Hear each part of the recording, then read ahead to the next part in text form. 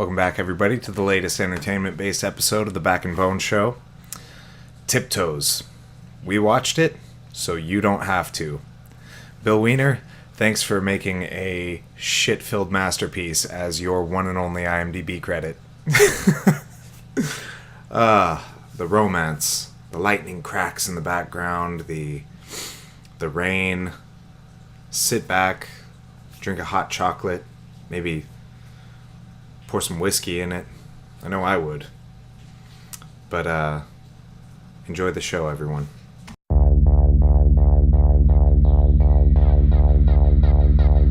You shut up now. Mikasa, I Sukasa. That come Shifu. Let the party begin! Your ears you keep, and I'll tell you why. What you just said is one of the most insanely idiotic things I have ever heard. At no point in your rambling, incoherent response were you even close to anything that could be considered a rational thought. Everyone in this room is now dumber for having listened to it. Yeah, well, that's just like your opinion, man. Take this quarter. Go downtown and have a rat gnaw that thing off your face. Good day to you, man. I broke my back. Look at that fucking bone. You know, I don't want to sound like a queer or nothing, but I'm really gonna miss you guys when the show's over. Yeah, I'm fucking sweating like a goddamn pig in here. It's like, and I noticed you're wearing that fucking beanie I hate again. I wore it on. I'm gonna wear it every time now. It could be 10 years from now, and it'll be gray. Every time I The see weight of you, color. I'm taking a mental tally. Every time I see you wear that beanie, I'm gonna punch you in the face. I'm gonna get another one. I'm gonna get ones that are like various shapes and sizes. I bet you could probably find Squares, 100 different beanies and things that you think will bother me. None of them will bother me the way this one does. I don't know what it is. I just look at it and it fills me with rage. I just wish want to choke you. zoom in on it and just really. So all you could see the whole time is that right up against it. Just there. I don't know if that would bother me as much. I think I hate it more seeing your face underneath it. I just look at you. Some of that smug look, enjoying that weird pattern on your forehead. I don't know. I've been complimented, as I said before, I've been complimented on this beanie multiple times. Yeah, by assholes. I had a barista at Starbucks said, "Hey, I like your beanie, man." And I was like, "Oh, thanks." And he was like, Fills "Yeah, me with a sense of sexual confusion and And he said- inadequacy. he laughed and he was like, "I'm kind of a beanie connoisseur." I was like, "Oh, clearly you have good taste." I've never heard of a beanie connoisseur in my life. Maybe a beanie aficionado. I don't know, but It kind of sounds like a dinosaur. The beanie connoisseur. I don't know about all that. A connoisseur. Connoisseur. That would be Beanie a connoisseur. connoisseur. A beanie connoisseur. There we go. An anthropologist just uncovered a beanie connoisseur. It does, see? Well, investigating. Beanie. Anthropologists don't dig up dinosaur bones, though. They study people.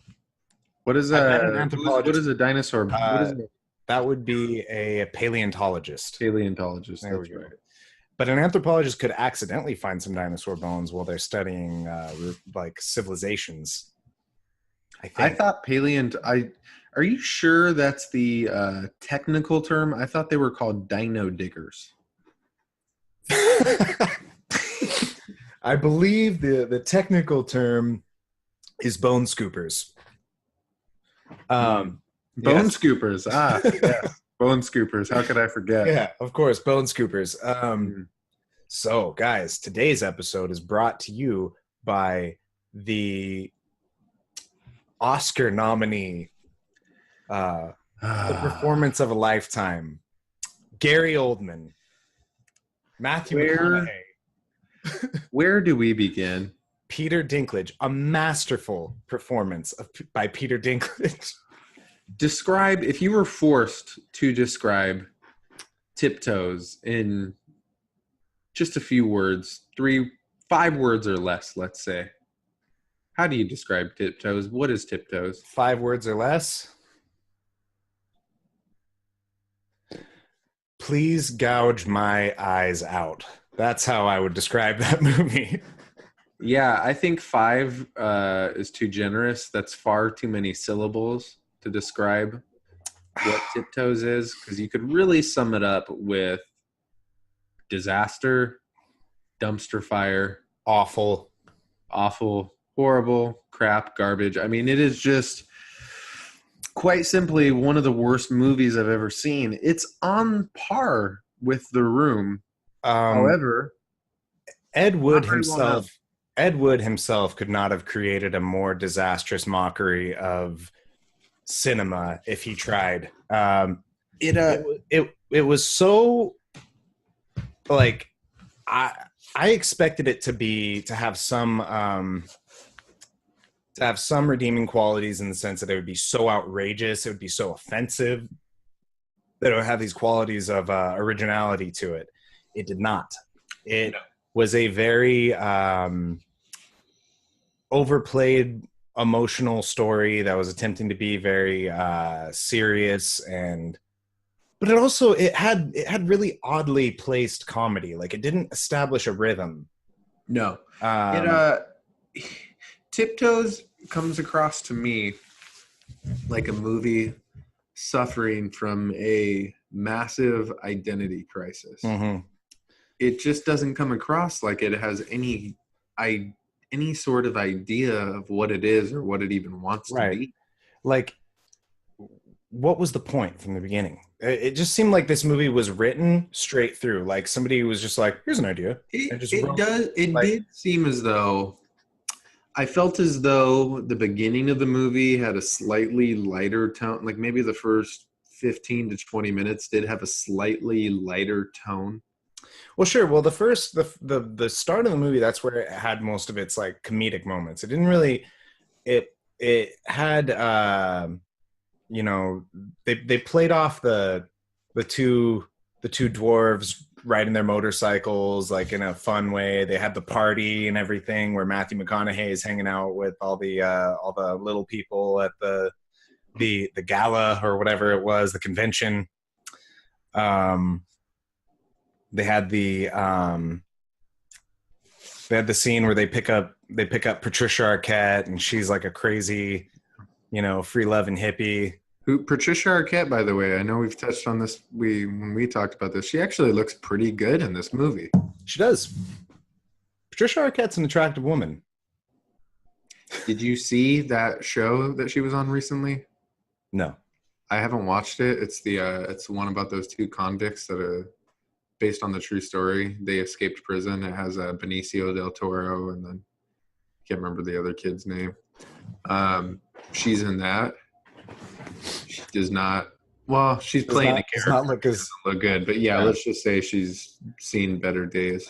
Well, I felt like Patricia Arquette in this movie was a complete revisit of her character from True Romance. She seemed like almost to carry the exact same personality as that character. It's like they took that and they sucked anything of any kind of value or relevance, or they just drained it. Right. Well, it was all you were left with. It was like an orange, and then you took that orange, and then you removed the fruit from the orange, and you just had the peel. Just it was like they took that character who had interesting lines, diverse character, had development, and they like rationalized her by making her a hippie. I mean, they're like, she acts like this, she has this personality because she's not this way because our writers are horrible and we don't know what movie we're making. She's this way because she's a hippie. Exactly. Sorry, go ahead. Well, there was just so many things. Like, this movie was hard to review in a sense that it's just so overwhelmingly bad, and you could just literally pick apart every single line of the movie and say why it just comes off as weird and poorly timed and Well, it's a great example of just plain bad movie making. It just wasn't made well. From the visual effects of it, the makeup, the screenwriting, the plot. There's nothing about this movie that was done well, even in an ironic sense. There was nothing to enjoy about it because it was such a firm attempt at being a movie that's going to be taken seriously that it came off pretentious, but with nothing to offer. Yeah, it was so poorly made though that you are left wondering. You almost would have to really try to make a movie that bad. Right. You know what I mean? Like, it's so incoherent. There's just nothing adds up. Kate Beckinsale, first thing I noticed is this movie is clearly a product of, I think it came out in 2004, was it? Or 2002? I think it was 2003. Let me see. 3? I'm looking it up right now. 2003. Yeah, so it was probably filmed in 2002. Very clearly a product of that time because the first thing you see is Kate Beckinsale has a tramp stamp. Oh yeah. And her skull and crossbones like pajama pants. Yeah. She confronts Matthew McConaughey, and Gary Oldman looks like a fucking Quasimodo with his giant shoulder pads, and he's clearly walking on his knees. For those of you that don't know, Gary Oldman is playing a dwarf, and it's just such a feeble attempt at presenting a dwarf. It was really, really bad. They gave him like football shoulder pads. They gave him they made like his head taller, but nothing looked real. It didn't look right. Like it didn't fit. It just looked like Gary Oldman walking around on his knees wearing football pads. It didn't look dwarf-like in any way. And he was like trying to use a high voice and a southern accent. It was very offensive, extremely offensive. It's one of those movies where it's so bad that there's a lot of really respected actors in this movie. And it's so horrible that you actually you start to look down on them. You think less of them for having partaken in this. I want to talk about Peter Dinklage for a minute. Yes. I like Peter Dinklage. I think he's a really good actor. Yeah. Like Game of Thrones, he's fantastic. He's like everyone's favorite character on Game of Thrones. Yeah, he's great. He was what else was he on? He was on Elf. Yeah, I remember him on that. Yeah. X-Men, Days of Future Past. Yeah. Days of Future Past, he was great on that. Yeah. This was his French accent on this movie was so insulting to my senses. It didn't just take me out of the movie. It filled me with rage. I couldn't. It was one of. It was more distracting than that fucking beanie that you're wearing. And I swear to God, if I ever see you with that in person, I'm gonna rip it off your head and throw it in a fire. The only thing that could have made that better is if Peter Dinklage did that French accent wearing this exact same beanie. Oh man, I think I would have exploded. I think I would have started bleeding out of my ears. His French accent. Like, first of all, just to put it into context for you guys, because I know none of you are going to go and watch TipToes. You fucking better not. If you do, we warned you. Peter Dinklage is the best friend, I guess, or the roommate of Gary Oldman's character. And they're a pair of dwarves that are like drifters on motorcycles. They're just riding around. Mm-hmm. And they pick up Patricia Arquette, and her and Peter Dinklage kind of have a thing. But so... Here's the problem. Here's one of the issues with this movie. There's that scene where Peter Dinklage and Patricia Arquette are about to have sex, and Gary Oldman is sleeping in the same room as them, and he's telling me, y'all better keep it down now. Mm-hmm. And all of a sudden, Peter Dinklage just starts writhing and screaming in pain. Right, yeah, he like falls off the bed. Yeah, he falls off the bed, and they don't give you any kind of context. You're just like, what the fuck is this? What's going on? And the only explanation you get from Gary Oldman is that he has little people pain or little person's pain. Yeah, he says he's got ulcers. He's got bulging discs. It's little people problems. Little people problems. They just glaze over that. They don't ever return to it. They don't make it like a thing about the health problems of. They don't make that like a plot factor. They just throw that out there. Like he's got little people problems. Yes. End of story. Yeah, that's pretty much it. So you kind of think that's going to mean something later on. It doesn't. No, definitely not. And then there's that hilarious, which you pointed out, the scene, and I actually put this in my notes because it stood out so much. Favorite part of the movie. Where there's suddenly this movie that up until this point has tried to present itself as kind of like a goofy romantic comedy dramedy lighthearted type film. There's a scene where the hotel manager, they're making too much noise in the hotel they're staying in, Gary Oldman and Peter Dinklage, and it's past checkout time. So he's banging on the door trying to get him to come out. So Patricia Arquette answers the door, and then the camera pans over, and there's Peter Dinklage standing on the side with a pistol in hand, fully loaded, ready to shoot this guy. And it's like a scene, and the music gets really intense. It's like a legitimate scene out of like a Quentin Tarantino movie. Right. They just randomly inserted, and you're like, this isn't even the same movie. This doesn't fit in here at all. The camera angle, the insanity of the situation. It had like this side kind of 45-degree angle upwards on Peter Dinklage with his extended arm with the gun and him looking off into. It's the same frame. It's the same frame that they used in Godfather 2. Where there's a scene in Godfather 2 that's identical. Where there's a dwarf with a handgun. No, no, it was a Guido with a handgun, but not. I know what scene you're talking about. Yeah, I'm picturing it in my head. Yeah. And then but then Patricia Arquette just starts beating the shit out of the hotel manager for no reason. Yeah.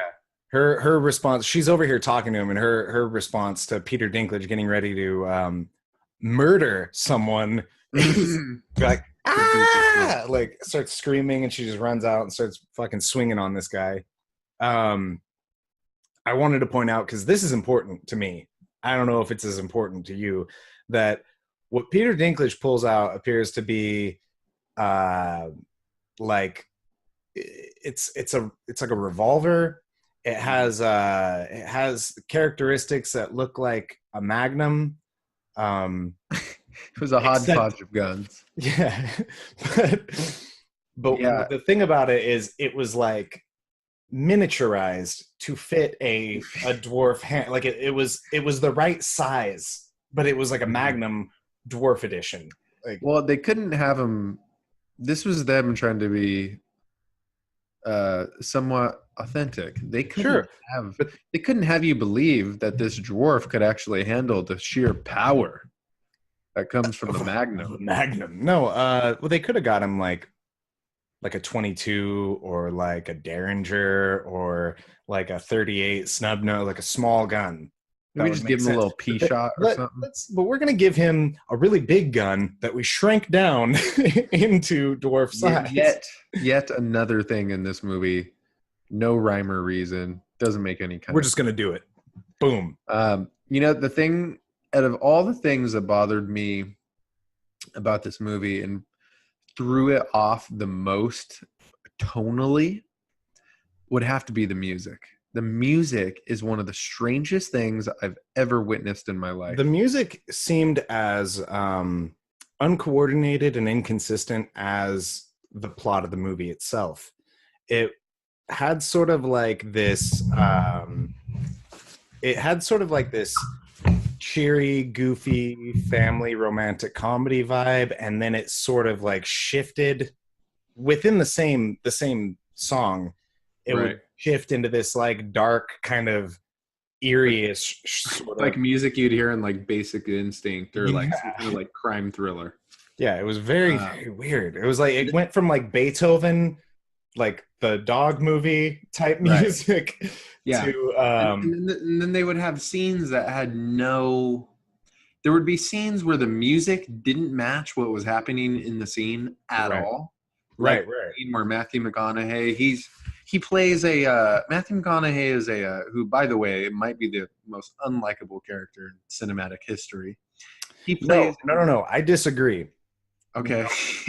Gary Oldman is the most unlikable character in the movie. He basically just plays a grumpy asshole to everyone the entire movie. And then he steals his fucking brother's child. And now we're getting to that. That's towards the end. Now Matthew McConaughey plays a firefighter junior academy like instructor. Mm-hmm.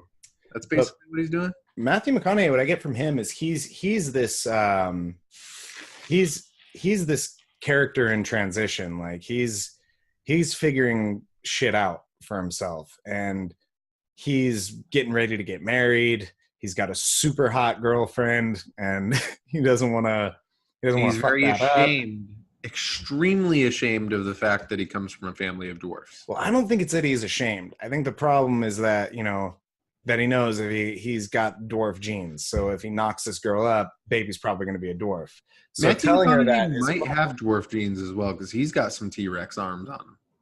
Got some short little arms. He sure does. But so I think that's the whole thing, and like he's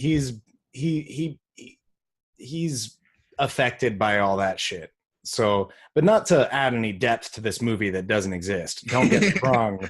They really just like flatline all the emotion. They go like, well, let's be angry. Let's be happy. Let's be sad.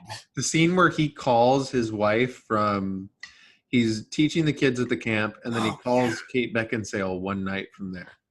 From the camp. They haven't seen each other in a few days. This is after she told them that they're just kind of having like a regular husband and wife conversation. Yeah. It's not anything heavy, but the camera angle pans right in on Kate Beckinsale's mouth, so that's all you can see.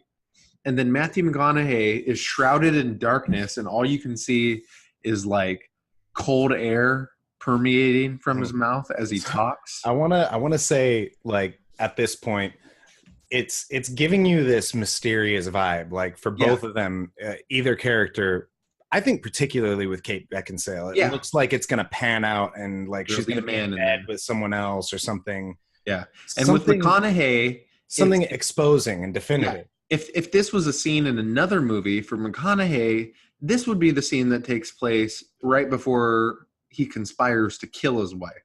Right. But none of this happens. They only made it look like that for no apparent reason. With no explanation ever in the entire movie for what was happening here or what this was. They agree, like they go, she's like, do you want to go to this party your brother invited me to, blah, blah. And he goes, yeah. I'll see you there. And then he hangs up the phone, and this girl that you still can't even see her because it's all shrouded in darkness. You just see this girl walk out. He's like, hey, you want to go to a party? Yeah. Like, sure. And he's at the Boys Fire Academy. Like, where did this chick come from? Yeah, he's still at the Fire Academy place. They're all fully clothed, too. It's not like they're suggesting he's fucking around with this girl. Maybe they are suggesting that, but they're just not doing a then he never even follows. So he ends up bringing two girls to the party. Keep in mind, he has a fiance. He's engaged. And then he brings two of his academy students to the party, and one of them's like a big-titted blonde chick. Yeah. And he introduces her really casually. Yeah, and then you never see her. Yeah. And there's no conflict brought up by this. No, you would think, because the idea, all right, here's where my mind was going.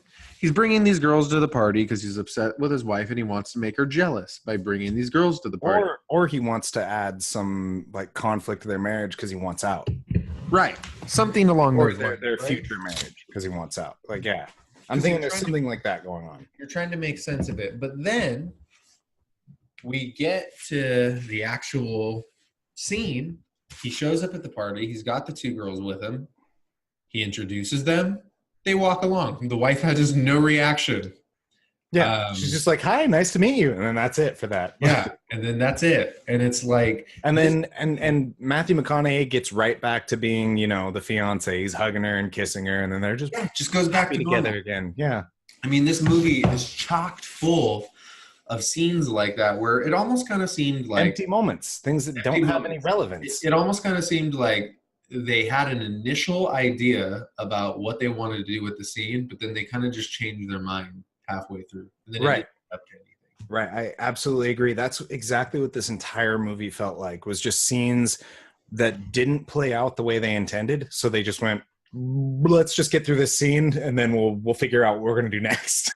Yeah. And so the party that they're at is thrown by, I can't remember the name of the actor. He's a African-American gentleman. He's from, I know, I can't think one of those guys. He's been in like everything. But no, you know him. If I can remember his name, he's from In Living Color. Yeah, I know. Like, I know exactly who it is. I just can't remember that dude's name. I always want to say Gerard, something like that. We'll think of it. But his name in the movie, he's throwing this party for these dwarf characters, and his name in the movie is Jerry Robin Jr.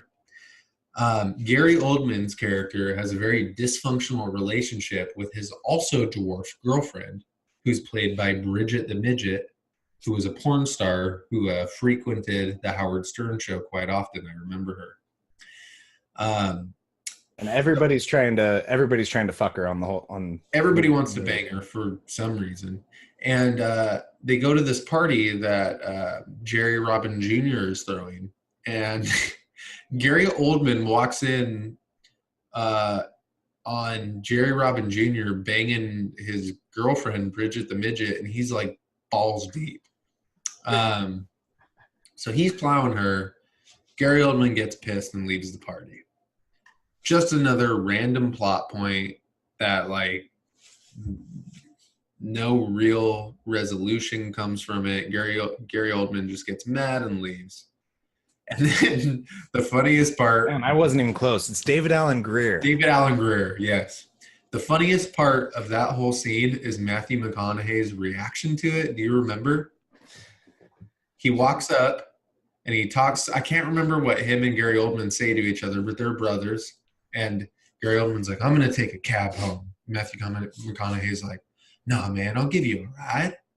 And then he's like, no, I'm going to take a cab. Matthew McConaughey's like, no, man, we'll give you a ride. Like, he's acting like him just giving his brother a ride is like the most considerate thing you could possibly do. Right. Any other world, any other normal brother-brother relationship, it wouldn't be like, no, I'll give you. It would be like, no, you're giving me a fucking ride. Like, that's pretty. Give me a fucking ride, bro. You know, you don't even really have to ask. And then right after that happens, Matthew McConaughey walks up and he says, man, that was pretty fucked up.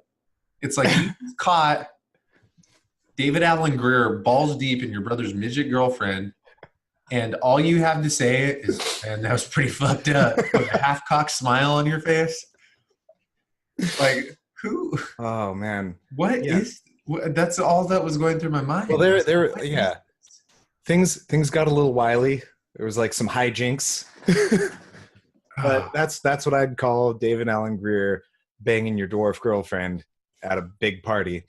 And, you know, that wasn't even my favorite line of the movie. I just remember my favorite line of this movie. I don't know if you caught this one. It was where Matthew McConaughey was reminiscing about like his experiences with his dwarf family growing up. And Kate Beckinsale says, so you had a circle jerk with a bunch of little people? Oh, yeah. I remember that. And she's like dead serious. And then he just kind of laughs it off. I can't remember the conversation. I don't remember either. But all I remember is her saying, so you had a circle jerk with a bunch of little people? I would have loved to have seen that. Like, what? Yeah. What is going on? He's telling her something about, like, I can't remember what it was exactly, but he's telling her. Oh, she asked him, have you ever, you know, like messed around, gotten physical with a dwarf? Yeah, that's what it was. That's what it was. And he's all, no, I mean, you know, I grew up around him. So, you know, we did normal things, like, you know, like normal things, like I can't remember how he puts it. He puts it like some way. I'm like, that's not a normal thing to like. No, nothing about McConaughey's character in this movie is normal. Absolutely not. Well, nothing about any character in this movie is normal or believable, or there's no reason why anyone acts any way that they do. You know, the more we talk about this movie, the more all of these, just this gold mine of memories start flooding to me. And I forgot how rich this movie was with stupidity. Oh, yeah. But I'm looking at my notes here, and there's one really funny one that I actually remember this making me laugh harder than anything in the movie. The scene where Matthew McConaughey and Kate I think they were laying in bed, and she suggests, do you remember when she suggests that he sees a shrink? No. Reaction to it? There's a scene where she suggests that he sees a shrink, and this really dark, ominous music starts playing, and for like 3 minutes, McConaughey just looks at her and he's like, so you think I should say shrink?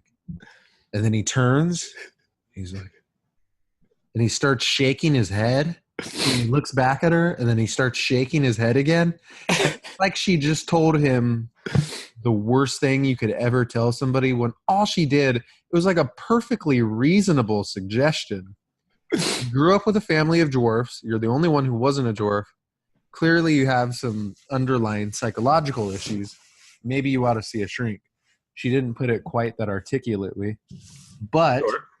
Well, what could be articulate in a movie like TipToes? His reaction, he's completely bewildered by this. He doesn't know how to take this. Sure. And it was just one of the strangest movie reactions I've ever seen. Yeah.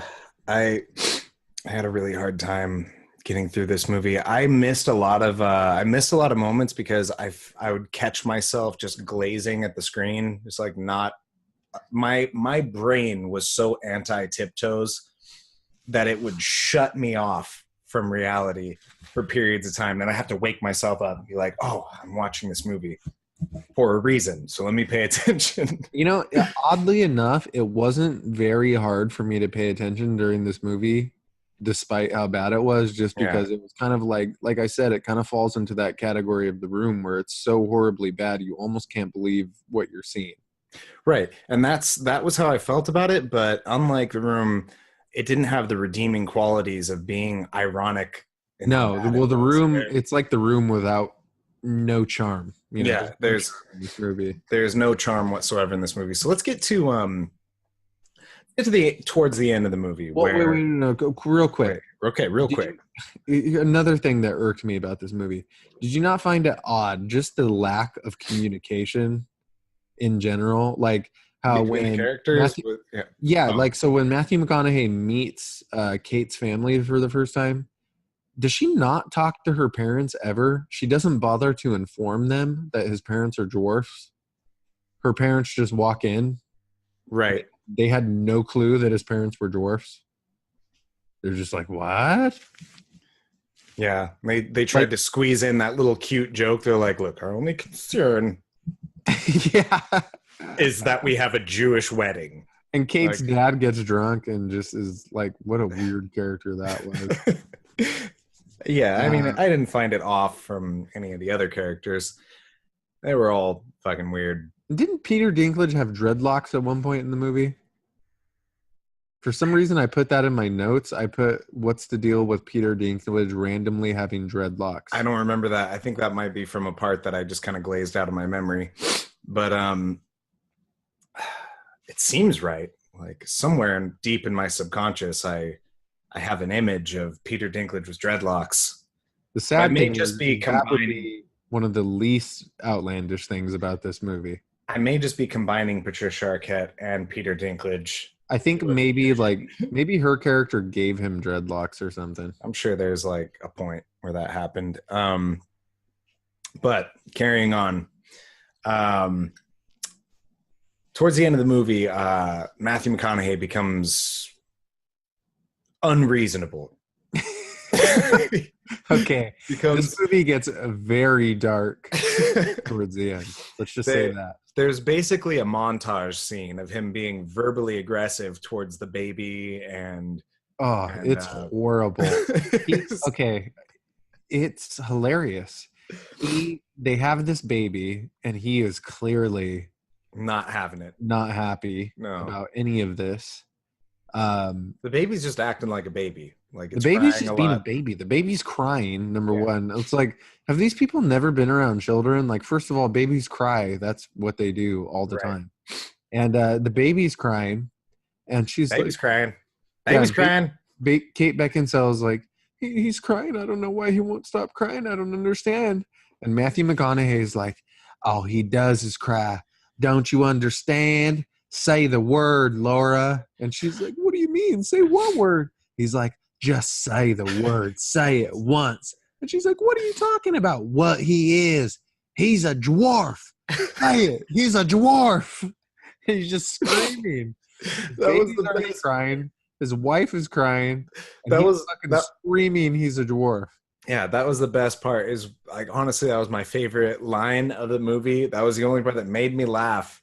Was how intense Matthew McConaughey's getting. Just say it. He's a dwarf. He's a dwarf. Oh my god. He goes. By the time we get to this point, McConaughey had hints of being a creep leading up to this. By the end of this movie, he goes full creep. Like but this is what they'd been preparing for the entire movie. Is like they were just they were hoping for the possibility that their kid would not be a dwarf, but they were expecting it to be the whole time. And then it's a dwarf, and it's this huge problem now. Like this is what you were signing up for the whole time. Not to mention, McConaughey grew up with dwarfs. Like his character, if this was real life, he wouldn't have any problem with it being a dwarf because that's what his whole family is, and he would know exactly what to do to calm the baby down. Right, that was his whole fucking life was being raised around dwarves. So they of course split up, and it's for some reason it's Matthew McConaughey's decision to leave. Right? Yeah, he's got to go. He's like, I just don't think it's right.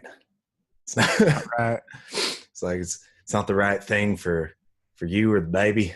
So he takes off. Because I can't stop acting like a dick. I can't stop being a fucking asshole to this baby. And so he takes off. Kate Beckinsale goes on her little spiritual journey out to the woods and ends up at this like log cabin that Peter Dinklage and Gary Oldman are staying at. Right. They added in that Peter Dinklage and Patricia Arquette are having relationship problems for no reason. Completely substance-free addition to the movie. Yeah. They're just having them fight and stuff. So I didn't see any build-up to this whatsoever, but for some reason at the very end of the movie, like all that's happened so far is that she's staying with Gary Oldman and them out in this log cabin out in the woods. And Matthew McConaughey comes back and she rejects him, and he's like, all right, well, I'm sad now. And then he drives away and leaves. And it's like one of the oddest exchanges ever. Like McConaughey just shows up and literally just accepts that his wife is now living with his dwarf brother out in the woods. Right. But the thing that had no lead up to me that I wasn't expecting, or I was completely expecting it because of how this movie was going, but it didn't actually present it in any way. Like they didn't build a relationship between these characters. The end of the movie is she looks at Gary Oldman under the stars where she's holding the baby. She's like, you can kiss me if you want. And then he kisses like, okay. You know, there actually was some very subtle build up to this because I put it in my notes. When her and McConaughey get married, is in this really weird little scene. It's after the wedding. She goes up to Gary Oldman and hugs him, and then she kisses him. She gives him a kiss, but it's not like a cute like brother sister kiss where you just slap one on the cheek. She just leans down and kisses him right on the lips.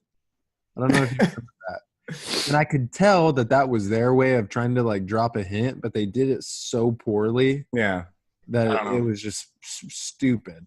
Yeah, there was just little things. Like they were showing a relationship build between them, but it wasn't like there was no romance or anything. There was nothing romantic about the way that they were. No romance, no like definitely no chemistry. Yeah. I mean, just and of course, I mean, she couldn't handle that Matthew McConaughey was an asshole once things got rough, but Gary Oldman was an asshole to everyone the whole movie. He was nonstop the biggest asshole in the movie. yelling at everyone, talking shit to everybody, not showing up to family events and stuff. He was horrible. You know something to put this in context that I think will really blow your mind. As far as Gary Oldman is concerned, this only came out 5 years before The Dark Knight. This guy was 5 years out from playing Commissioner Gordon. That's true. In like one of the most highly regarded movies ever. And he's doing this fucking movie. Gary Oldman has such a just freckled array of cinema works. The things he's done, the characters he's played. In fact, going back to True Romance, as we just mentioned, do you remember him in that? Oh yeah, he was the pimp. He had dreadlocks. He had like a scar on his face and a gold. It's gonna drive me crazy because I can't remember his character's name because I love that. He's so great. He's like, I know I ain't as pretty as a pair of titties. That's probably my favorite Gary Oldman role ever. Probably, yeah. He was amazing as Is it like Drex or something or something like that? Drexel? Drexel. It's Drexel. Yeah, Drexel. There we go. Yeah. So great. He's man, that's talk about really transforming yourself as an actor. Like Gary Oldman in True Romance is like fucking that's something else, dude. He's super funny in that fucking movie. He's so ridiculous. If you haven't seen True Romance, it's worth it just to watch it just for Gary Oldman's scene as the weird thing about True Romance, it was Drexel. Yep. I remember watching True Romance when it like first. I was really young when I first saw it. I was probably like 6 years old, and I remember when I saw it when I was 6. I just thought it was like this weird movie that I just like wasn't into at all. And then I rewatched it later on when I was like 12 or 13, and I was like, "Holy shit, this is a really fucking good movie." I came across it on Netflix back when Netflix was a mailing service, like before Netflix did streaming. And so I was just looking through movies, and Netflix was actually really cool for this back in the day. They had a lot of not that famous movies. Like you could find a lot of movies. And they had a lot of really obscure movies. Yeah, they had a lot of obscure movies. That was the thing I really liked about it. And I came across True Romance. I'd never heard of it before, but I knew it had. Did Tarantino like wrote it, or So here's the like one of his first directing. Like I don't. So here's the interesting thing about True Romance. Tarantino wrote it. Yeah. And that was what I saw, is that it was one of his early works. He wrote it, and I was like, okay. Yeah. So Tarantino wrote it, and you could tell that Tarantino wrote it because when you're watching it, it plays very much like a Quentin Tarantino movie. The most interesting thing about it, though, is it was directed by Tony Scott, who is he was the brother of Ridley Scott. And Tony Scott, as a director, has like a totally different style than Tarantino visually. Oh, totally. He directed Top Gun, Beverly Hills Cop 2, Days of Thunder. So that's like True Romance is an odd movie to watch because when you're watching it, it's got this poppy, bright kind of visual color palette with the dialogue and the violence of a Tarantino movie. Right. So and that's it's like a perfect mix in that way. It is a great movie. But it definitely, as a person who is familiar with Quentin Tarantino movies, it's peculiar to watch. You get this really like mixed plate when you're watching it.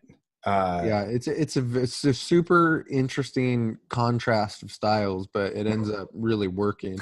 I think it works really well because when you watch Quentin Tarantino movies, a lot of the time they can get washed out in their sort of campiness. Like they can be overly campy to the point where it's like it's like overly theatrical. So it seems Tarantino has become more stylized as he's got deeper into his career. And I would actually kind of argue that that's I don't know. He's always been really consistent. Like Tarantino has never done a bad movie, but I would argue that it's kind of diminished the quality of his movies slightly as it's gone along. I wasn't crazy about Hateful Eight. Yeah, I didn't love that. Even the movies before that, like I thought Django was good, but I don't think I think I maybe rewatched it once. Mm-hmm. Inglourious Bastards I really liked. Kill Bill, but see, for me the quality gets better as you go down. Like I've watched Kill Bill a whole bunch of times. I love both Kill Bills. Even Jackie Brown, like that's kind of considered one of his like not as good movies, but I love Jackie Brown. I've watched Jackie Brown so many times. I liked the fact that with Jackie Brown he didn't go as big and he made it a more grounded story. Right. You know?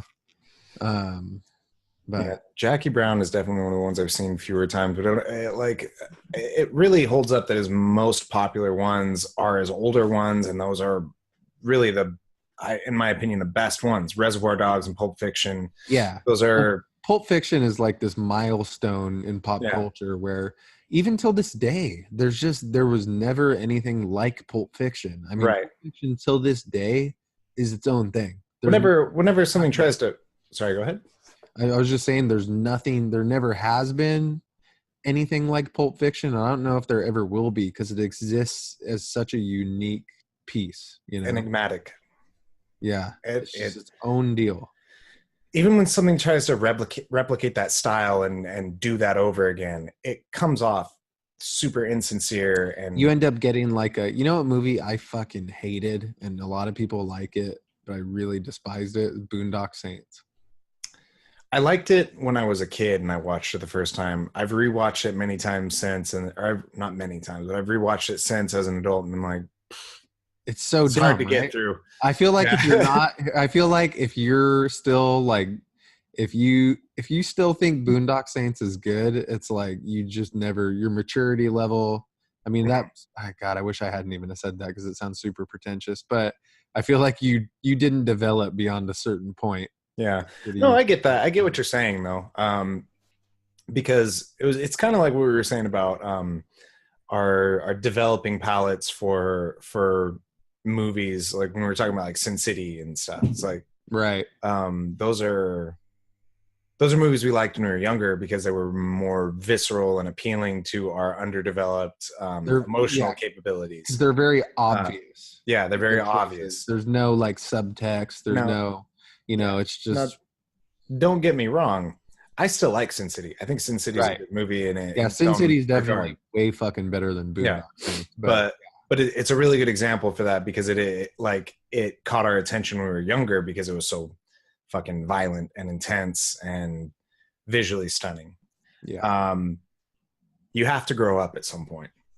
Yes. If you I don't understand, like, can't comprehend not changing what interests me, you know, like you have to grow up and watch A Star Is Born. Yeah. That's the thing, you just got to do it. I'm never gonna watch A Star Is Born. No. That's the thing.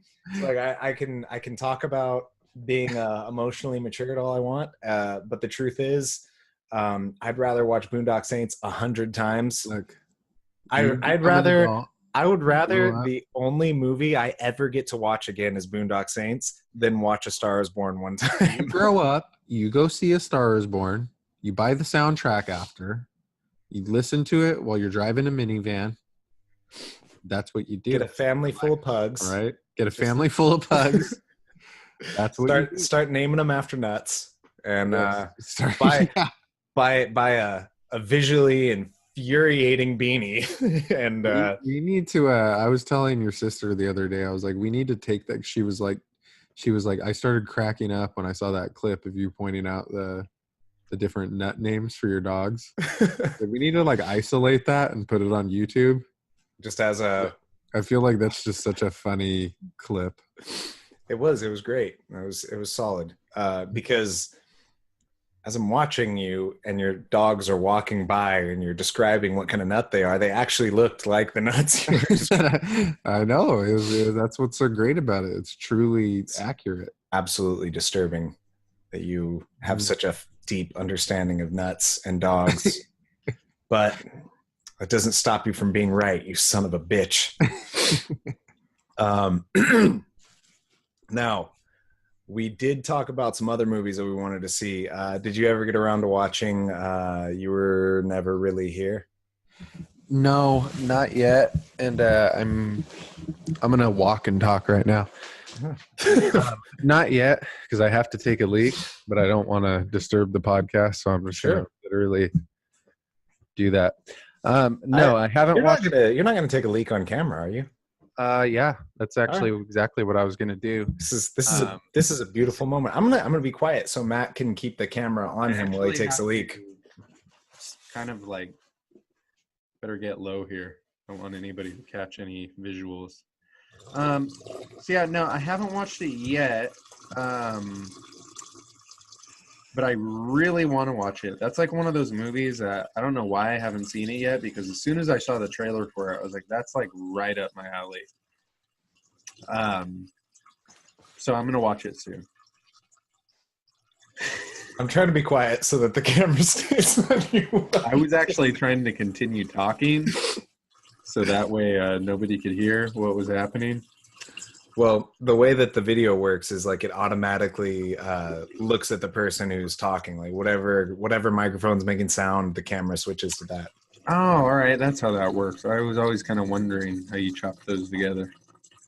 Yeah, it's automatic. But anyway, you've been pissing long enough. I don't think the camera needs to stay on you. So here's my thoughts on You Were Never Really Here. I watched it. Yeah. It was good. It was like not a perfect film in my opinion. It was a little bit of an art piece. It had That's definitely what I heard. I heard it was like kind of an art house type. Yeah. Well, it had elements that reminded me a lot of Drive and Only God Forgives. I keep forgetting to check if it's not the same director, is it? I don't think it is. No, it's directed by Lynn Ramsey. Okay, well, so it really had a lot of the similar elements in the way that it felt, the music on it, the tone of the character, the personality of the character. I think there was a lot of Taxi Driver-esque element. Well, yeah, I mean, in a critical plot sense, I don't want to say anything without you having seen the movie, how it relates to Taxi Driver, but it had like the thing that I understand that this is how it was supposed to be, but it comes to a very like dry, sudden end, like almost a Coen-esque ending, like where there was plot resolution, but it almost seemed like it was like just when the climax hit critical mass, and then it just goes like suddenly things are good, we're all set, and movie's over, roll credits. And it was done in a way that was supposed to be kind of artful. It's kind of hard to explain without giving things away, but I want you to watch the movie. Of course, we'll talk about it more when you've seen it. I liked it. It was good. I would have liked them to extend the falling action a little bit more. That's all. Well, I will have to watch that pronto. Yeah, of course. One we talked about before that in the time since, the house that Jack built. Remember that? Yeah, I see. That's one of those movies that I like have gone out of my way not to watch, because it seems like one of those movies, like like Kids. That movie Kids. It's like one of those movies that you just feel gross after you watch it. Feels like it's one of those. Yes and no. It was a movie that attempted to give you that feeling. Now, let me put it this way. Oh, Lars von Trier, you have once again provided us with a movie that is hard to get through, because it's saturated with this attempt at being artistic. And really, it's just a series of like kind of unpleasant visuals, just things you don't really want to see, and even the things like the things that would otherwise be kind of exciting and stimulating, like the violence, and it's just done in this gross kind of dirty looking kind of way. So our protagonist and villain, you know, at the same time, character played by Matt Dillon, is just wonderful. I love Matt Dillon. It's great. You know what my favorite Matt Dillon movie is? No. There's Something About Mary. Of course. I love him in that movie. He's so funny when he gets the big teeth and like. I just love him in that movie. No, he's excellent. And have you seen Drugstore Cowboy? Which one? Drugstore Cowboy. No, I haven't. He plays a.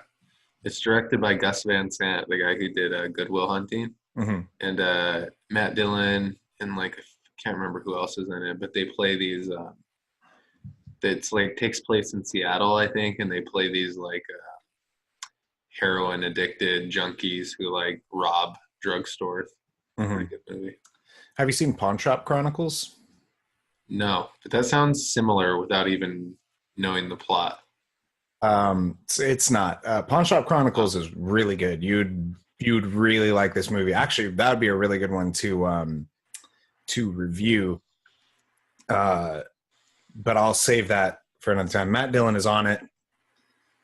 So is Brendan Fraser and fucking what's his name? Let me take a stab in the dark without having seen it. I know nothing about this movie. I'm gonna guess what year it was made. I'm gonna say 94. You are way fucking off. Damn it. When was it made?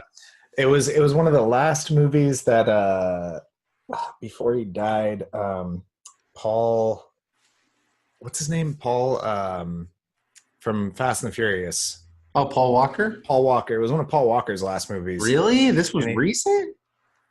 Yeah. Holy I don't know if it was one of his I think it was one of his last movies. It was like one of the last things he was in. And he I think he was like a producer in it or a director. It's probably like, I think it was his best performance. He plays a meth head on it, and it's awesome. 2013. I just pulled up. This was straight to DVD, right? I think so, yeah. Yeah. Really good movie. You should check it out. We'll talk about it another time. Let me get back to House that Jack Built. Yeah. So Matt Dillon is he's the serial killer. Obviously, that's the point of the movie. We already know that. Yeah. He's OCD. So he's like murdering people, and he's describing, like, once again, to oversaturate things with meaning, that is without it being produced on its own. He's narrating the movie, sort of. Well, it's showing him murder people. Now, there's no connective tissue between the murders. There's no storyline going on aside from it's showing he's a failed architect who's attempting to build a house for himself somewhere, and it just keeps going back to that. And then it's a scene of him murdering someone. Then it goes back to him working on this house and then tearing it down and rebuilding it.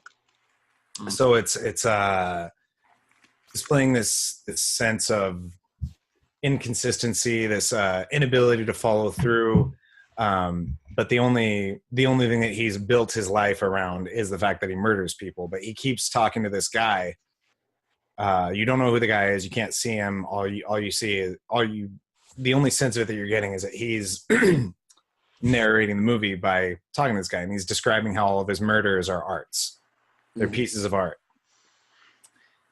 And yeah, it's pretty twisted, but nothing strikes you as realistic or meaningful in it. It's just kind of like, it's overly manufactured meaning, overly manufactured art. And the only time the movie, in my opinion, becomes artful in any way is towards the very, very, very end, when they make this connection to Dante's Inferno. So the guy that he's speaking to is a variation of the character Virgil, and Virgil is taking him on a journey to hell, basically. And that's what the movie is, and the house that Jack builds is while the police are coming in to kill him, he builds a house out of all the bodies that he murdered. So the death, the carnage that he wrought was the house that Jack built. You know, I've never been like a huge fan of Lars von Trier because to me he's almost like he's like a walking, talking parody in a lot of ways. Because he's kind of like that guy who it's like he's shocking. He's shocked at this point. He's so predictable in a lot of ways. At this point, it would be more shocking for him to make a romantic comedy than it would to keep doing what he's doing. Right. Well, that's every time he kind of just picks something super taboo, which is like admirable in some ways. But then again, it also kind of takes, to me, it almost kind of takes away a little bit of the sincerity of it. Well, that's exactly what my problem is with anything Lars von Trier does. There is no sincerity to it. Yeah, because it's almost like he has a list of things that people don't like that are taboo. He's like, I'll do this one now. I'll do this one. Right, and it's like, do you really even have a genuine interest in any of these things? Right. Or only picking them based on that? Well, it seems to me like a guy who's trying really hard to be an artist. Like he's like that's what all the shots, all the writing, the monologuing, it all sounds like this stuff that is. And then it comes up. You know what? This is actually a cool comparison. I think that's what I loved so much about Mandy. Yeah, is the fact that Mandy was so authentic and so original. Right. That it was like an anti that. Right. They didn't give you they didn't overdo the dialogue and trying to give you deep meaning. They just gave you this like stunning, visually stunning, undeniable piece of art, as opposed to really reaching for it and like trying their hardest to do something deep. You know? It was very natural. It just came out. Yeah, like you felt like that guy who made that movie. He just took all the things that he was interested in and just threw them. Like he was really into fucking 80s horror and camp and violent movies, and he was also really into. That's why, like I was saying, there's a lot of like that 80s like heavy metal influence in there. Right. And it's like a hodgepodge of everything this guy is into, just straight from his brain.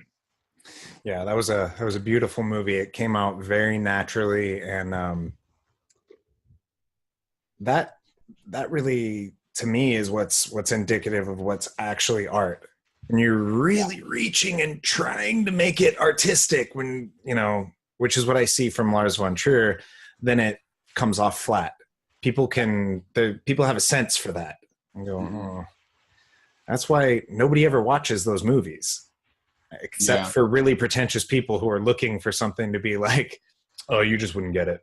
That's you basically get two outcomes. You get like pretentious people who are like, you wouldn't get it, or you get the complete opposite. People who are like, yeah, this is gross. I don't like this. Yeah. There's not much middle ground there. Right. I feel like. Yeah, exactly. And, like I'm not squeamish when it comes to movies, when it comes to like, horror movies and gore and violence and stuff. So that didn't really bother me. I didn't find it like repulsive. I just found it kind of annoying. I found it just kind of full of itself, and that's what I didn't like about it. Matt Dillon, you can do better. Dylan, you can always do better. They should do There's Something About Mary 2. Just all Matt Dillon. Just a spin-off with that character. Oh yeah, What's that? I said I would love that. Yeah, that would be great. All right, let's see where we at here. Any other movies, TV shows, things you wanted to talk about? I've actually been, as of late, I went on a hot streak there for the month of December. My schedule kind of slowed down a little bit, and I just went and hog wild and saw like everything. Okay. Saw it all. Yeah, but since the beginning of the new year, no, I really haven't. I can't even think of anything new that I've seen lately. Chance to check out the new season of The Punisher? No, and you know what? I watched one episode from the last season, and I wasn't really into it. Really? Yeah, I just thought it was. I don't know. I guess I'm just not a huge fan of that character that much. I think he was good. It gets better as the season goes on. Is it? Yeah, but I liked him. I liked him more in the Daredevil season. Like I think he was like the best part of that season of Daredevil. Yeah, he was good in that season. But he was better in that than he was in his own show. I just don't think that character works as well when you base everything on it. Like I think Punisher generally works better as like an accessory character. Punisher is like a lot of the times he could be your favorite character as a side character. Like he's this hardcore dark horse in the background that just like shows up when he wants or when he's needed and essentially rescues these characters who have superpowers while doing shit that nobody approves of, like just horribly murdering all these people. It can be tough to sit through a whole thing about the Punisher. Mm-hmm. My problem with the Netflix Punisher series overall is that they humanize him way too much. Like they make him very compassionate towards others and very feeling.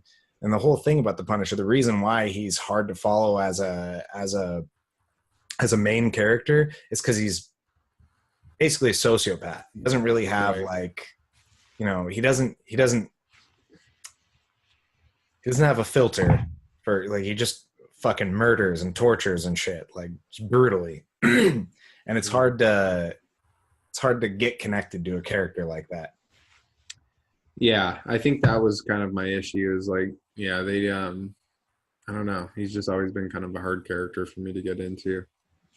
I was trying to think I feel like there was something else new that I watched on Netflix. Oh, I watched not on Net. I started watching the Fire Festival documentary on Netflix. Oh, I heard about that. It wasn't very good. So I stopped watching that one, but I heard the Hulu one was really good. The Hulu one is 10 times better. I watched the Hulu one. From the fire fraud? Is that it? Yeah, like the Hulu one it's incredible because they have the actual guy who committed the fraud throughout the entire thing, and they're asking him questions, and they got all those people who spent all the money just trapped in tents eating cheese sandwiches. He's basically just like a massive pathological liar. Like literally everything. He's just a scam artist. Mm-hmm. Like everything that comes out of this guy's mouth is a lie, basically. I would highly recommend it. It's just funny. It's like really funny.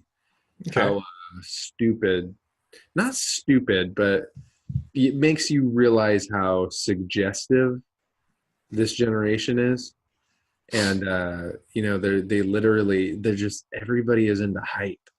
Mm-hmm. People just, as soon as something gets hyped up, it just becomes a part of everything, and everybody wants to be a part of it. And they just,